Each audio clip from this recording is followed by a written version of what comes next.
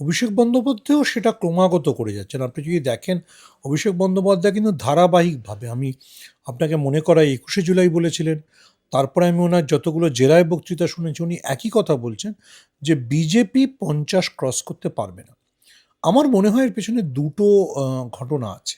একটা, প্রথম ঘটনা হচ্ছে যে সারকে কেন্দ্র করে বাঙালির মধ্যে যে ক্ষোভ তৈরি হচ্ছে, বিশেষ করে ইভেন বিজেপির স্ট্রং হোল্ড বা বিজেপির দুর্গ বলে পরিচিত মতুয়াদের এলাকা, তো সেটা বিজেপির জন্য কালান্তক হতে পারে।